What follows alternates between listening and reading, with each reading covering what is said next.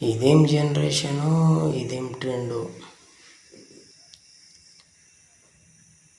ఇప్పుడు ఈ సమాజంలో ఉన్న వారికి తెలియాలి, సామాజిక మాధ్యమాలల్లో ఫన్నీ వీడియోస్ అని ట్రోల్స్ చేసుడు, ముఖ్యంగా ఫ్రాంక్ వీడియోలను పెట్టుడు, ద్వంద్వార్థాలతోటి డబల్ మీనింగ్ డైలాగులతో కూడిన మాటలు మాట్లాడు, దాంట్లో క్లిప్పింగ్స్ ఎడిట్లో యాడ్ చేసి పెట్టుడు,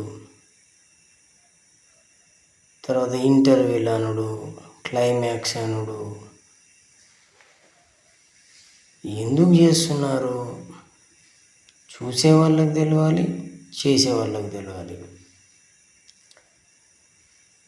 ఇప్పుడు ఒక సినిమా తీసినాం అనుకోండి, అది సమాజానికి పనికొచ్చేదై ఉండాలి. ఎన్టీఆర్ గారు, ఏఎన్ఆర్ గారు, కృష్ణంరాజు గారు, శోభన్ బాబు గారు, కృష్ణ గారు, వారు ఎంత కష్టపడి సినిమాలు తీసి సమాజం ఈ విధంగా బతకాలని చూపెట్టారు.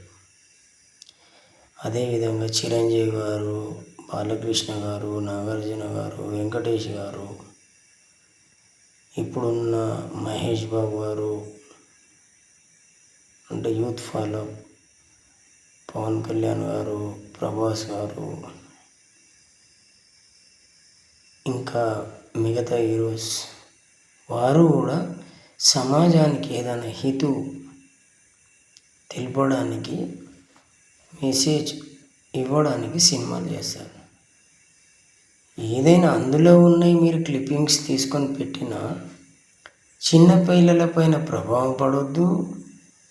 ఇంట్లో సమాజంలో ఉన్నటువంటి కుటుంబ కలహాలు లేకుండా మంచిగా జీవితాలు 3 పువ్వులు 6 కాయల లెక్క బతికి